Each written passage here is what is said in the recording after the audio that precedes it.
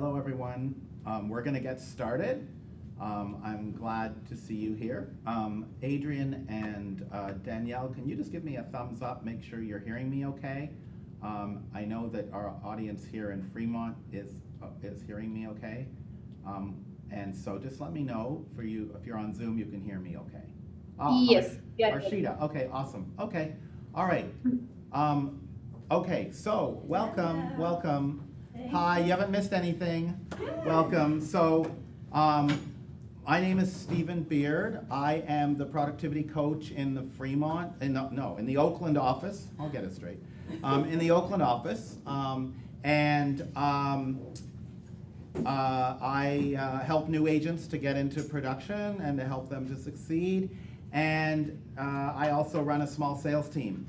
Today, we are going to talk about lessons I've learned about how to stop not having to pull my hair out at the end of the day because I didn't get done X, Y, Z, and didn't get my work done. So this is a class about productivity hacks, basically. How can we be more productive, specifically with time management? This class is based on the One Thing book by Gary Keller, which I know everyone has already read. But if you haven't, this is like a quick summary of it. We have an hour, we have a lot of slides to cover, so I'm gonna go pretty fast, but I will allow some time for questions. So here's what we're gonna do today. If my screen will go forward. Yes, okay. So I'm gonna talk a little bit about time, the fact that it's now 2022, post-COVID a little bit, versus 2019, pre-COVID, versus 2015, doesn't make any difference. I'm gonna talk about the idea of success in time management. The 80-20 rule, the difference between efficiency and effectiveness, the One Thing rule from the book, tools for success, some myths about time management that we all have, and then summarize, and hopefully we're gonna all learn a lot together. So does this sound good to you guys? Can I go? Okay. Yes. Sounds good. We have a situation here where we have people on Zoom and people live in the room here, so this is fun. We're gonna make time for anyone on Zoom with questions to be able to get in and say their questions too. All right, so let's first talk about how things have changed. Hi, I'm Stephen, welcome. We all have to admit that we do business a little differently now than we did in 2019 because of COVID. So this means in many cases we're working from home more, and we have to really deal with different kinds of time distractions than we used to, different types of interruptions. And we have to focus our minds differently than before because of the way we interact with other people and the way we do our work. And one of the things we've learned from COVID is that avoiding distraction is more important than ever. And that's not just COVID, that's just the rise of the use of our phones and how they beep at us or how they ping us or they make noises all the time. And so how easy it is to get distracted. So that's the environment we're in. You know, more working from home, people don't want to commute as much if they don't have to, a desire to participate online, but also fatigue at having to participate online. A lot of people wanting to get back into classroom settings and learning environments or individual meeting environments that are in person. So that's some of the environment we're in, but the bottom line is we are our own boss in real estate sales. Nobody is looking over your shoulder and saying, put your phone away. I mean, I don't know, maybe your team leader does, but nobody is when you're working on your own or telling you that you have to spend the next hour doing this dedicated task. And we're accountable to no one but ourselves. And so we all struggle to be organized and manage our time well. And I don't care whether you've been in the business 20 years, 5 years, or this is your first week. We all struggle with time management. And that's what we're going to try to work on together. In a way, almost workshop it together in this hour. So, this class is based on the One Thing book by Gary Keller that he wrote with Jay Papasan about 8, 9, 10, 12 years ago. This is a great book. In Keller Williams land, it's required reading. And it's also a great, easy read. Like the Millionaire Real Estate Agent book is a great book. I teach it. But, you know, it's a little bit of intense thought. You have to work with, this is a much easier read. and is not specifically about real estate at all.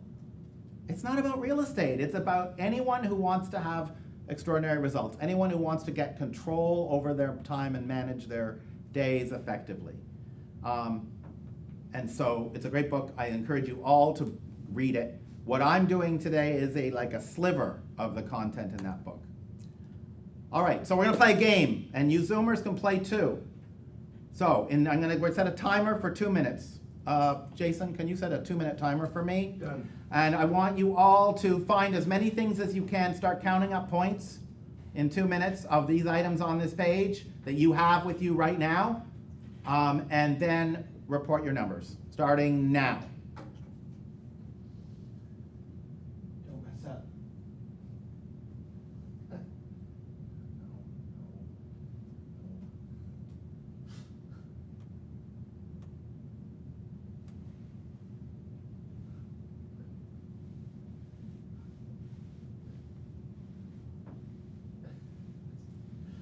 I'm hoping you Zoomers are playing too.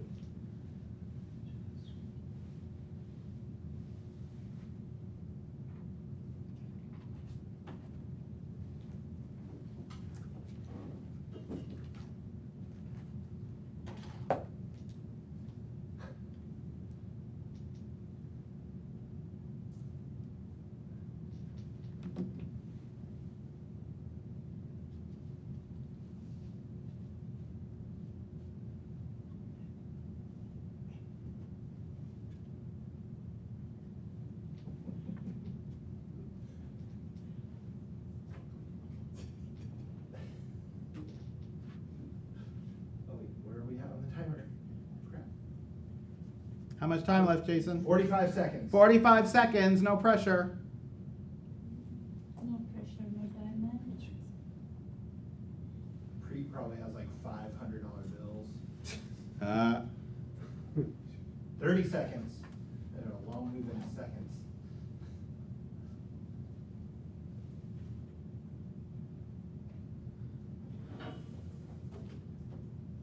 We can start. Ricardo's here. Just kidding. 20 seconds.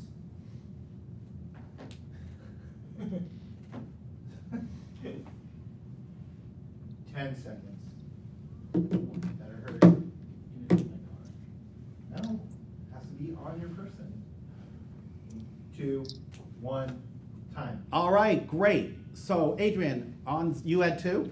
What are our Zoom friends? Tell them to put in chat what they got, or just yell it out. Angel got 35. Angel got 35. Well done, Angel. Mike got 15. Christina got 1. Cassandra got 13. Awesome, awesome. All right, in this room, who would? Kobe 39. 2? 8.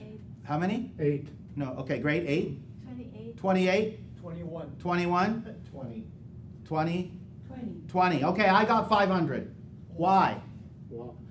Not everything matters equally. You can't just go off the list like it's a scavenger hunt, although it says scavenger hunt at the top. You don't, that's the whole point. If you choose selectively the one that's easiest to do, that gets the most points, you can win. So I just started taking one thing poses with my phone as a selfie. Take picture striking one thing pose. I did 100 clicks. That's 5 per click, that's 500 points, I win. Now, my point about this is that not everything matters. This is a to-do list. Not everything matters equally, right? So that's what we're going to be talking about today. Any other insights from the Zoom, or just their numbers? Numbers. In fact, Adrian, if someone has a question, anyone on Zoom, just put your question in there and we'll look at it. Okay, let's keep going. Lots to do. So the one thing rule that ties back to this. What is the one thing you can do such that by doing it, everything else will be easier or unnecessary? So if the one thing in that 2 minutes was to get the most points, you could find out what work in of that list was the most important work. So it applies to our lives overall too. So there's a lot going on in our lives. Oops, sorry. Wait, sorry, my bad. We have a lot of things going on in our lives. Let me move this out of the way, because I'm sure it's blocking people. Hold on, please. There we go. We have our finances. We have our spiritual side of our lives. We have our physical health, our personal life, our friends and our events, key relationships, our job and our business. Notice he distinguishes between job and business there. That's important. But you may have a one thing in every one of those areas. So you want to start thinking about this, especially now with business planning in the forefront. There's a great business planning clinic next week that the brokerage is offering that's going to be an amazing class on doing business planning. What is your one thing for 2023 in each of these areas? Now's a great time to be thinking about it. So,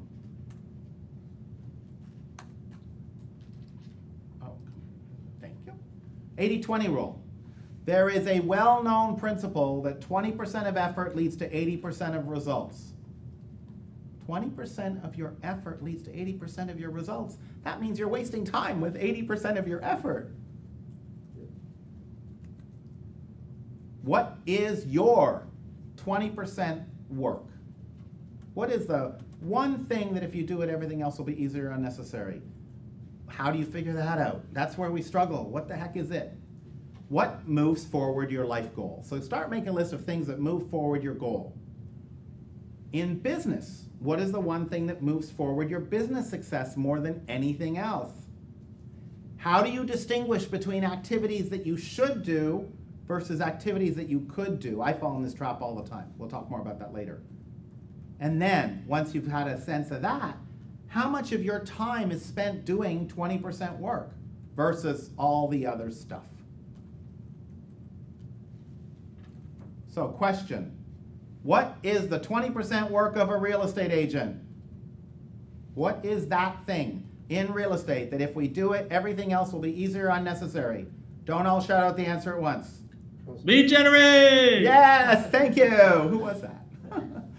Kobe! Hey, Kobe! He cheated. Hey. He's a teacher. He's a PC. Kobe is awesome. He's a productivity coach in our San Francisco office. Welcome, Kobe. Lead generation, yes. Imagine how much business you have if you were having more conversations with people about real estate on a regular basis.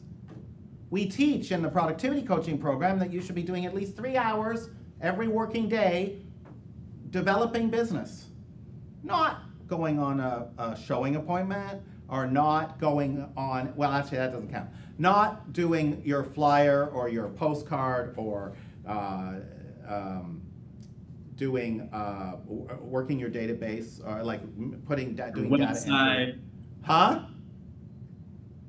Or working on your website. That's right. All of that stuff is not the work that you want to focus on. It's not your 20% work because the 20% work of a real estate is lead generation. So what counts as lead generation? Give me some quick examples in the room. What's a lead gen activity? Cold call. Cold calling. Yes, 3 hours a day of cold calling. That'll make you strong. One other example of a lead gen, a prospecting activity. Knocking on doors. Yes, what else? Calling your sphere. Calling your sphere. Thank you, Christina. Another one of our amazing productivity coaches. You guys got great people on the show. What about hosting an open house? What about Yes. going to a networking meeting of a club you belong to or an organization where you get to talk about being a real estate agent? Anything that allows you to reach people in a two-way way about real estate is your 20% work. What do I mean by a two-way way? I would argue that sending out a mass email, the time you spent creating a mass email and sending it out to 100 people does not count. But the time you spent responding to their responses might count because you've created a two-way dialogue. Anyway, lead gen, lead gen, lead gen. So think about your own calendars right now. How much of your own calendars is doing your 20% work in real estate? And if it's not 15 hours a week in some combination and you're a full-time agent, we have to ask some questions. What's going on? Why? What are you spending your time on?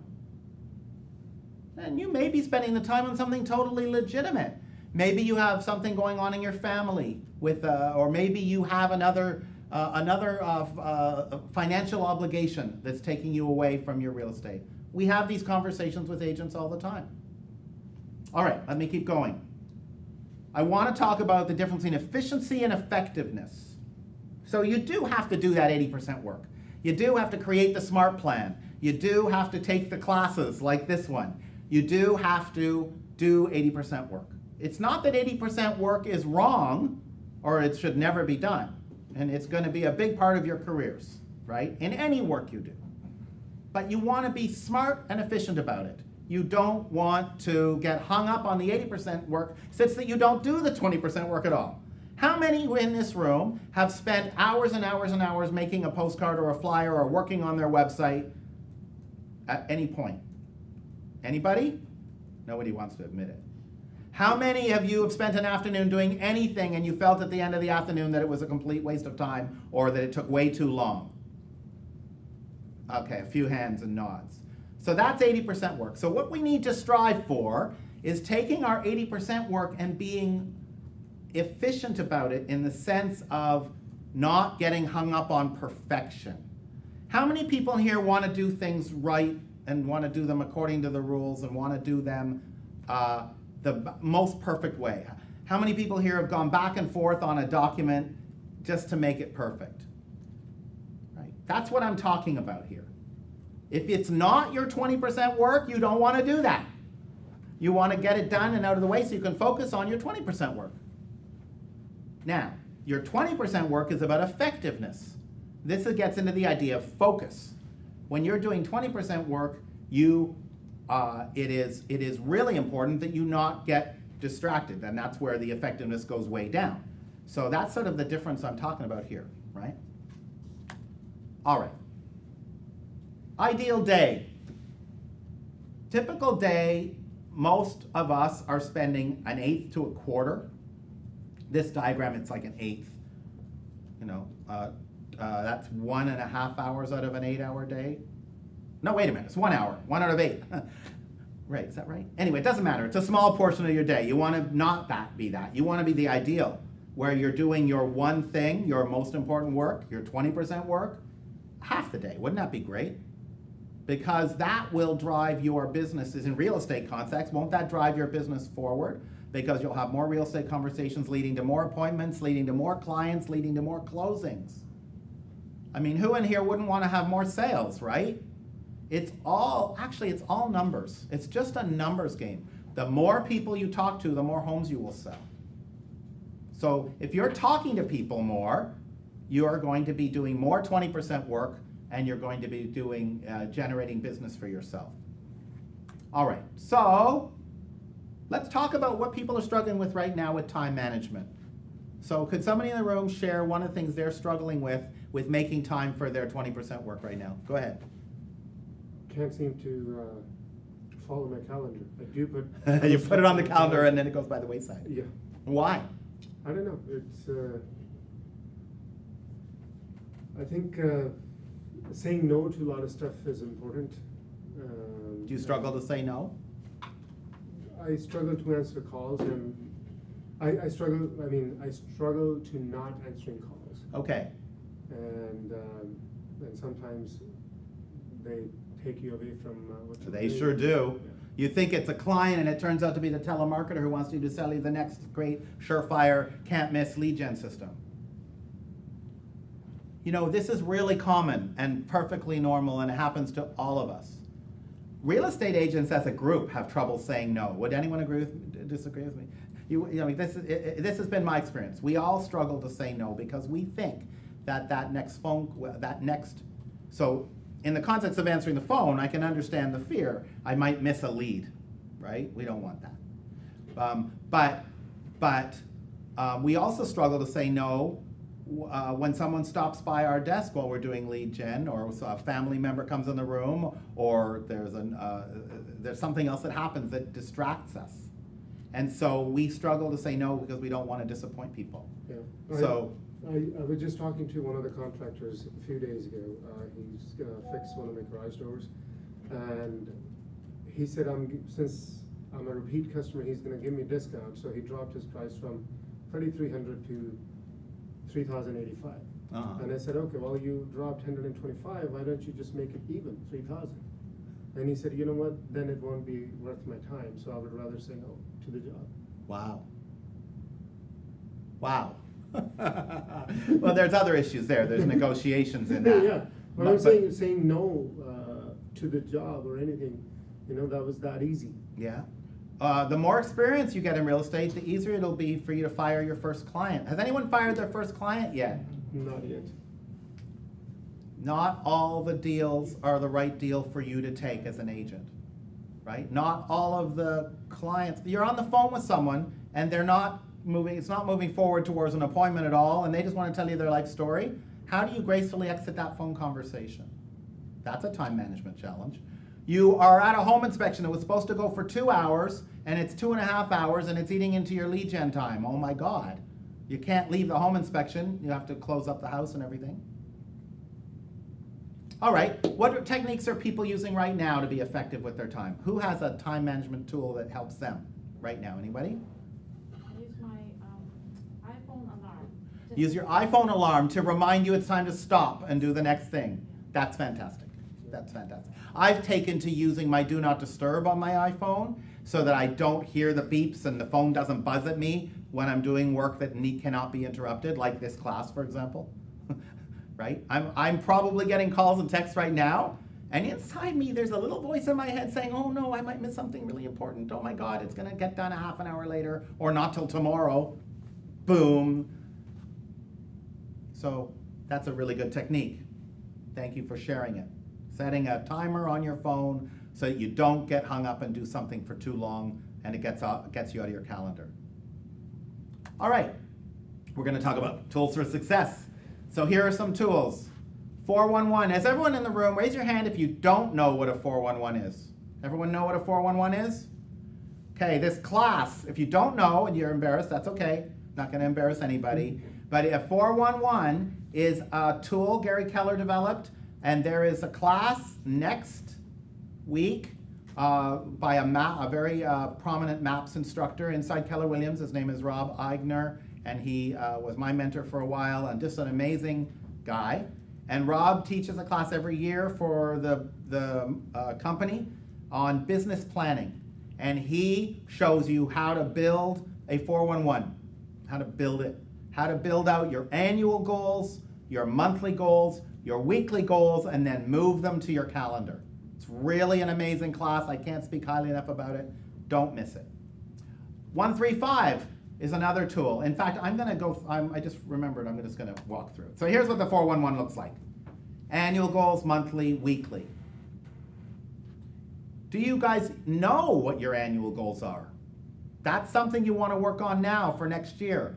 You should go into 2023 knowing what your target is.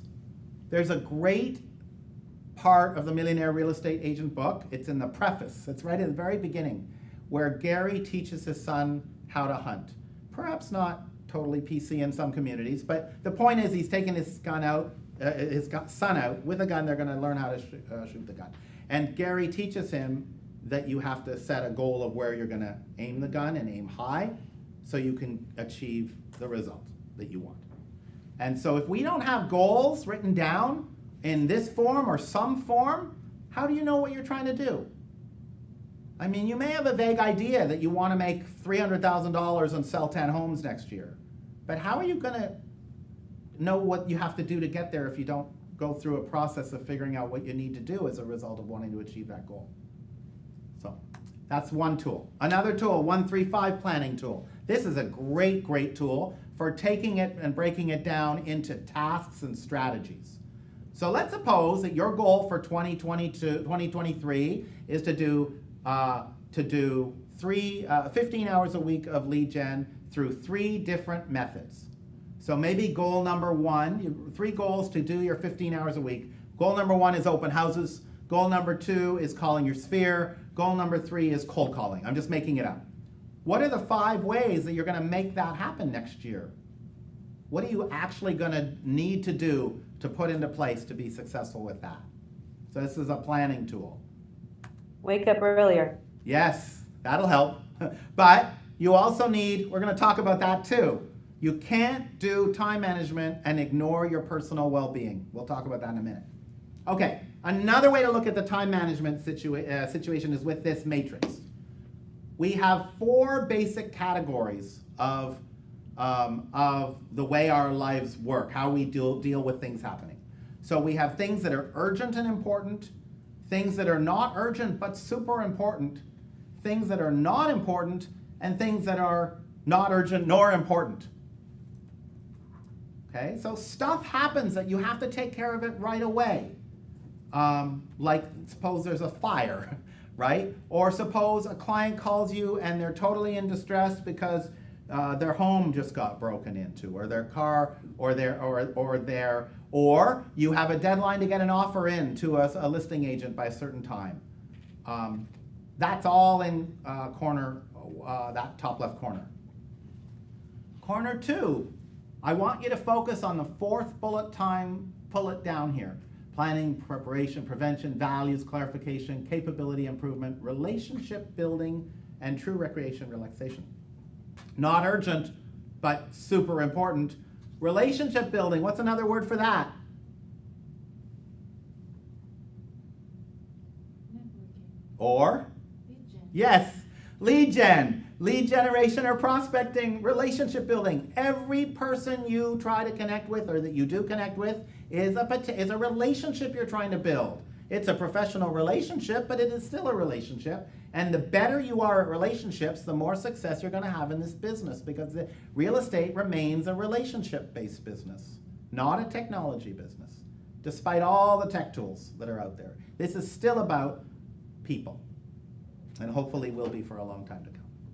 Then we have our not important stuff, like interruptions, some calls, some emails, and some meetings. Things that are very important for other people that get done right away. And popular, things that are popular, like the whole gang is going out for beers after work, or going, there's something social going on. Urgent maybe, because it's got a timeline on it, maybe not important, maybe, depends.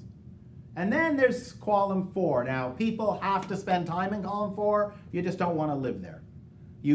Some people actually budget their time on their calendar for busy work, trivial activities, escapes, and time wasters.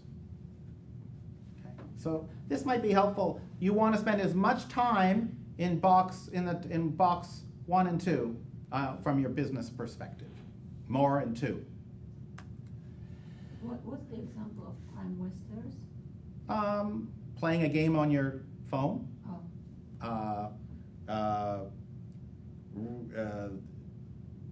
Playing a game, something that is just sort of eating up time that could be used for something else.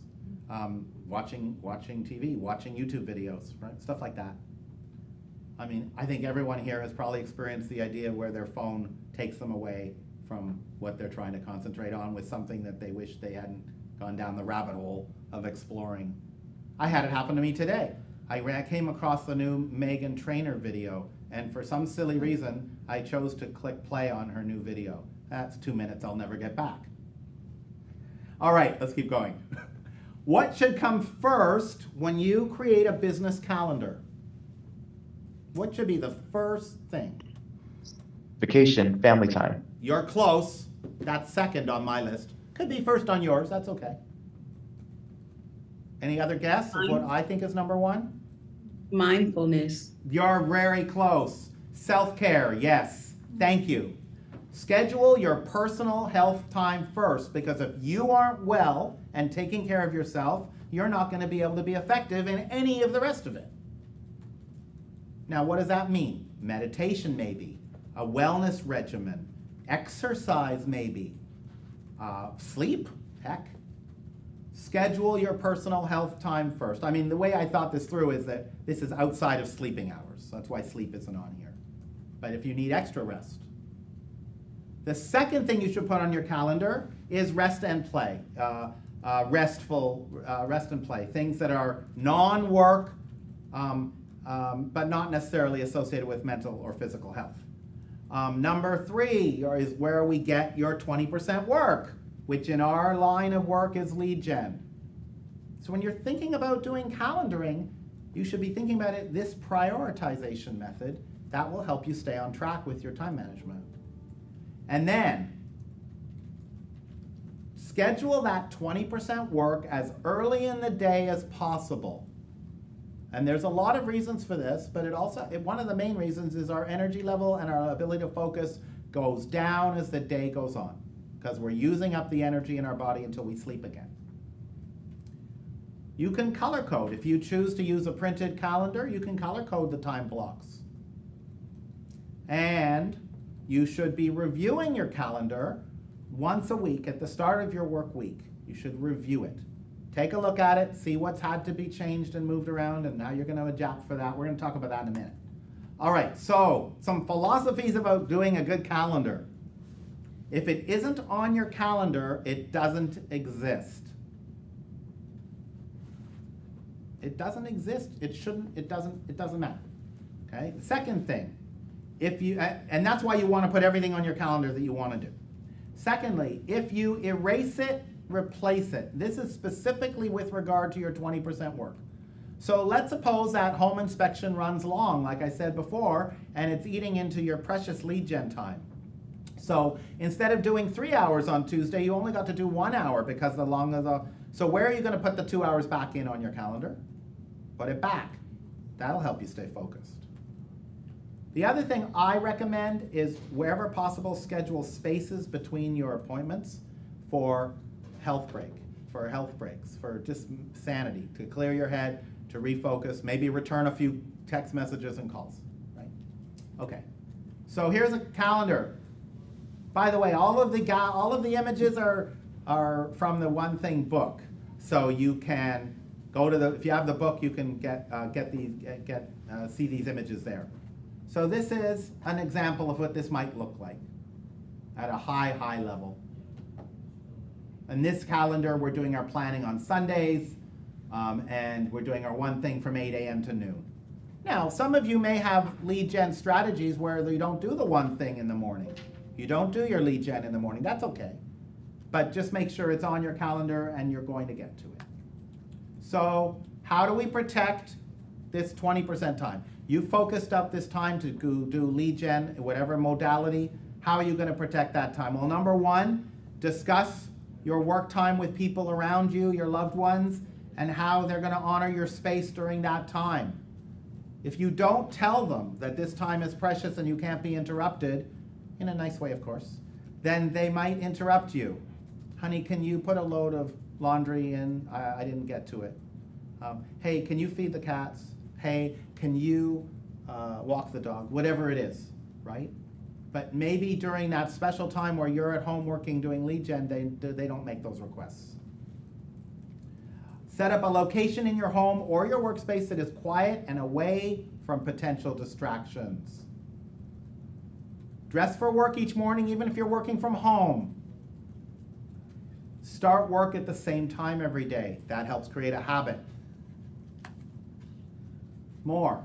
Turn off, as I was talking about, turn off phone notifications or do not use the do not disturb function. Avoid non-essential email and text. Now this is a really hard one for me because I need to see my email and my text because it might be someone responding to a lead gen activity that I did, right?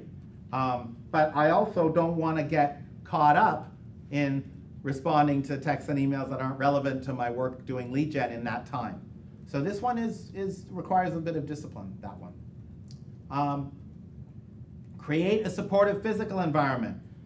It can be incredibly distracting if your workspace has all kinds of clutter on it. Because you think about all the clutter on your workspace and you see a piece of paper, oh, I didn't take care of that. I have to take care of that, and then you go take care of that and you lose valuable time from your focus. Advertise, if you're in a public or more public setting, advertise that your mode of lead gen to potential disruptors. I'm going to show you an example of that next page. Learn how to say no to distractors. It's hard. And find an accountability partner. If you're in a productivity coaching program, then your productivity coach and others in that program act as an accountability partner. Someone who can say to you every morning or every week when you speak with them, hey, how did it go? Did you do your hours of lead gen that you intended to do? Did you make all those calls? Did you knock on those doors? Here's something an agent did in our office. They had an office. They put a sign on the door. This is a taped onto a door at our office. It's not there anymore, but this is what they did. Pretty clever, huh? That's advertising, but it's also very much in culture. So people got a chuckle from it and then left them alone, hopefully. All right, so we're gonna go through some common misunderstandings and myths about managing time. The first one is there's no such thing as multitasking. It does not exist. The human brain isn't wired for it. If you are doing two things at once, you are not. You are doing the one that you're focused on, and the other thing is you're not getting it.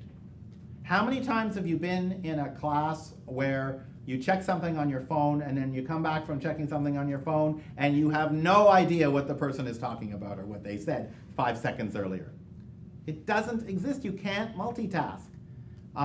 What happens is you do the primary work, whatever it is, you switch to the other thing, then you try to reorient to the distraction, or whatever it is, then you switch back and try to reorient on the main thing, and there is a subtle but real loss of efficiency, a loss of effectiveness.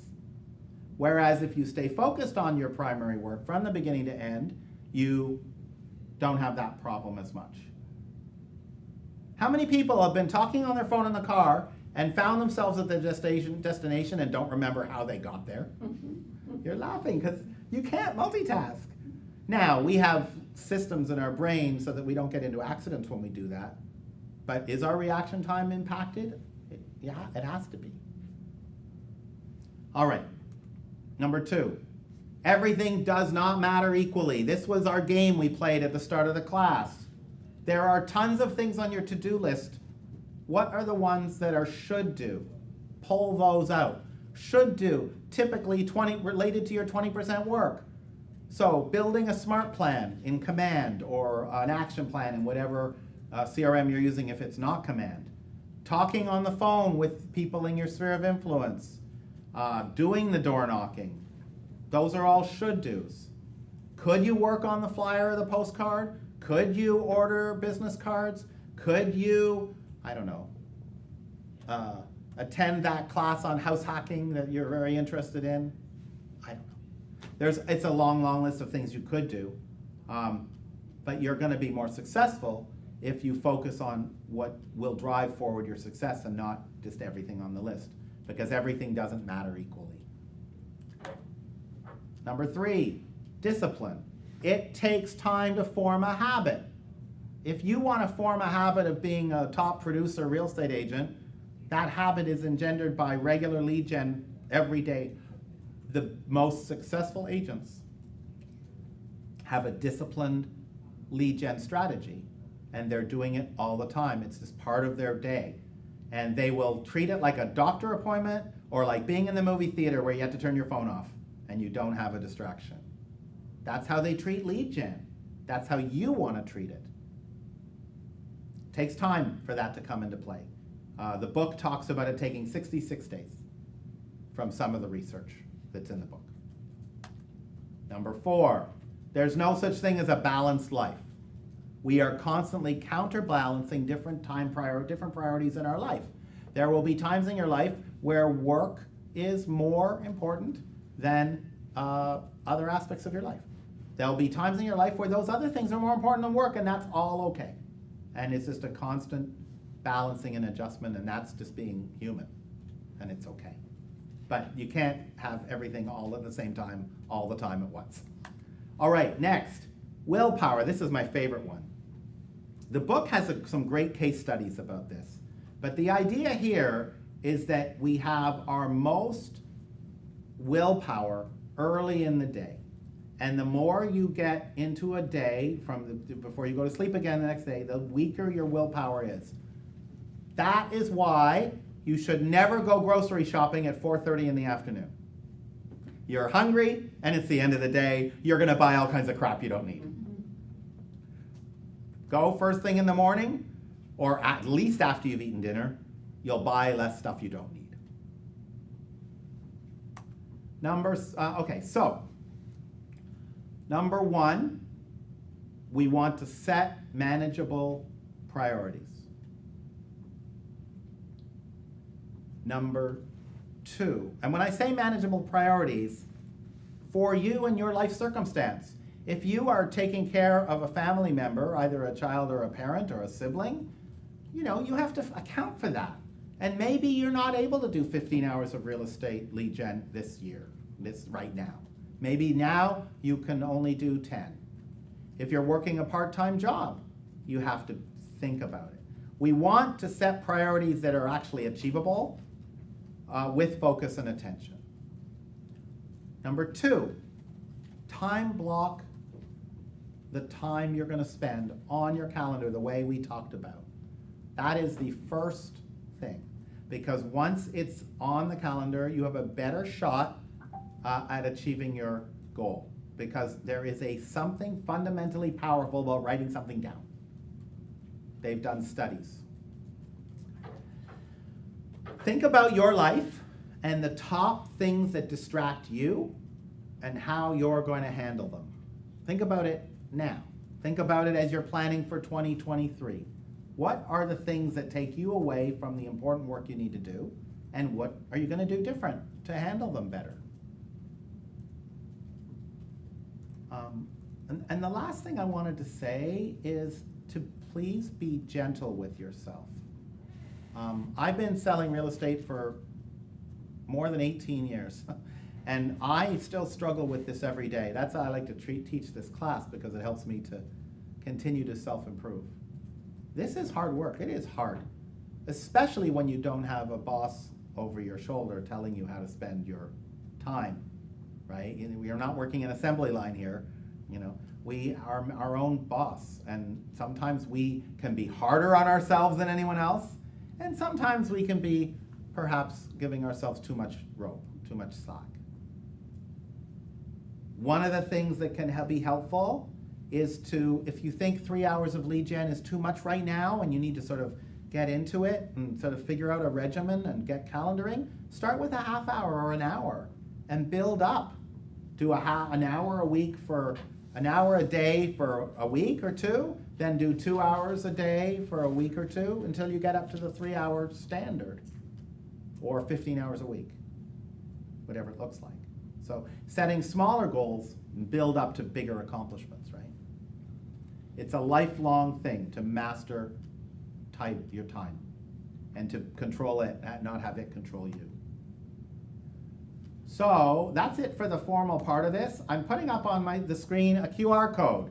If you take a picture of the QR code, you can download me into your phone and forever be able to bother me and take me away from my one thing. No, I'm kidding. Reach out to me and ask me any question you want. I'm always happy to answer questions and help you guys with anything. So with that said, I want to open it up to questions. We have about 10 minutes left. Does anybody have any questions or thoughts about what we've been talking about? Stephen, it's Christina. I wanted to point out, Angel put in the chat, it's 66 days today until the end of the year. Ooh, that's great. What a great time to establish a habit for the new year. That's wonderful. So, Danielle or Chandel or Alex, what are you guys struggling with in time management? Oh, I actually sent you a direct message because you had went on through the slides. But for me, right now, it's just a lot of medical things that are really time consuming between my allergy injection, asthma injections, pain management doctor for my back, and just I time block, but I'm not able to, my days never go accordingly. Like one day I spent my entire day at the hospital. Yeah. So I'm having a really hard time right now because life is lifing and it's just, it's out of my control. And I think that is the kind of scenario, Danielle, where you have to be gentle with yourself. Health has to come first. And you know that because they're not doing other things because you're dealing with health issues. And that's okay. And if you take care and you're feeling better, then you can get back to doing all these other things that you want to do. But I don't want anyone to prioritize work ahead of their health, right? I mean, being conscious of the fact that you're gonna have these distractions, maybe you can plan a little bit around them, but it's okay. It's okay if you can't do your 20% real estate work, because maybe your 20% work right now is on your own health. What is the one thing you could do such that by doing it, everything else will be easier or unnecessary? Take care of your health, right, Danielle? Right. Well, for example, like I got 2 listings from Crystal, and then I had to go to the doctor, and then Wednesday I had to have like a minor procedure, like an endoscopy down my GI tract, my esophagus. So that day they were like, don't do anything. And I told the doctors, I was like, I have 2 open houses this weekend. I'm like, I need to be prepared. I don't, I'm like, I have to get this stuff done. So I couldn't do anything that day. So even though I was tired Thursday, I still had to push through and come to the office to get everything I needed, because I've already accepted the listings. I can't say, oh no, now I can't do You're them. talking about open houses. Mm-hmm. You did have other choices. We always have choices, right? You could have called Crystal and said, I'm really sorry, I just had a medical procedure and I can't take them this weekend. Or I can't take one of them. I pushed through, but by Sunday I was just totally wiped out by Right. Sunday. So you made a choice. And so we're always all making choices. And some of us might have made a different choice, but your health, I think, I mean, you don't have to agree with me, I think health should come first over doing an open house for another agent, even though that's a lead gen activity. So I guess it's a matter of priorities. It's really important for you, Danielle, to do these lead gen activities, and it's so important that you're gonna work through it after a pretty major medical thing. So that's a choice you're making, and that's okay. That's okay. Well, I had already don't want you took to them beat on, and yourself up. I had already took them on, so I just felt like I needed to maintain my commitment. I understand. Has anyone else got challenges with managing their time that, came up for you while we were in this class today, either in the room or on Zoom? Alex, you can just talk. There's a small group. Okay, so I'm a caretaker and a translator, and what's keeping me back is being a yes man. So I'm prioritizing a lot of what others are asking me to do instead of focusing on my one thing, and that's what I've been working on, is working on to say no. Yeah. Care providers are notorious for this because they take on the martyr complex. Oh my goodness, the person I'm caring for, who I love, usually, maybe not, but sometimes someone you love, you would do anything for them, and your own needs can come second or third. But the sad truth is, Alex, is that it's like being on the airplane and they tell you to put your oxygen mask on before you help the person beside you, whether they be a family member or not. And the same is true for care providers. If they aren't taking care of themselves, then they might get sick and not be able to take care of their loved one or the person they're in charge of anyway. So being able to set boundaries is part of time management. I used to have a message on my voicemail that said, if you call me after 7 o'clock, I'll return. This is pre-texting, emailing, internet times. If you call me after 7, I'll get back to you the next business day. And I also used to say, I don't work on Fridays. If you call me on Thursday after 7 p.m., you won't hear from me till Monday. I used to have that on my voicemail message because I really valued my day off, which used to be Fridays. I think everybody should have one day where they don't do real estate or whatever their work is and make it a day of rest because you get to clear your head. To this day, I still have a day off, even though I'm busy doing the sales team, working with my sales team and doing productivity coaching with agents. I still take a day off. Now it's Saturdays. All of us can achieve this. I was taking a day off from very early in my career, before I had any support, when it was just me. I made it work. So being able to set boundaries and say no, it's a good one. Thank you, Alex, for sharing that. That's really great. I can relate to Alex, and it's easier to say no in business than in family settings. Yes. I hear a lot say, learn to say no.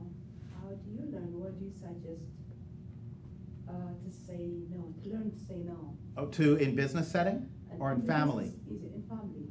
In family. Well, you need to opt in your family about what's important to you.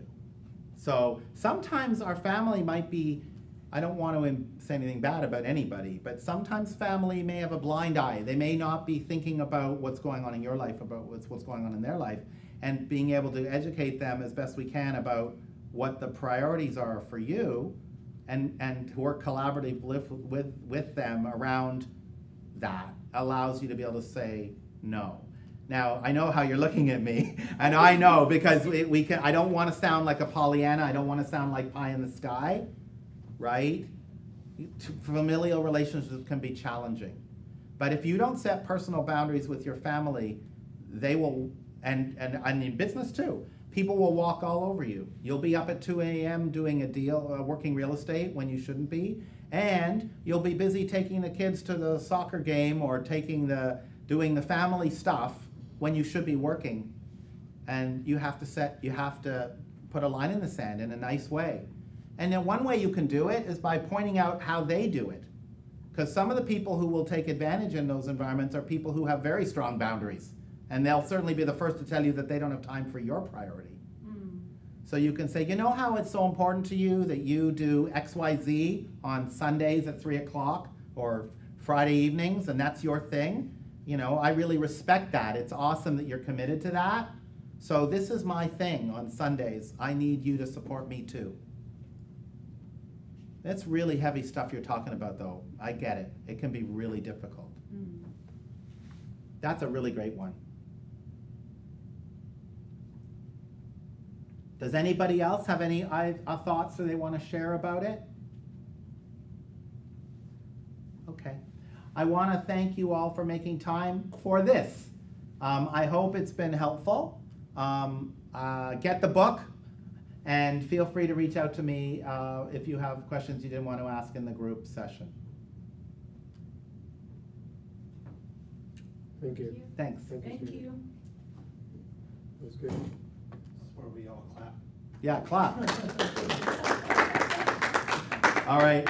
Bye, guys. Bye, that was awesome, Stephen.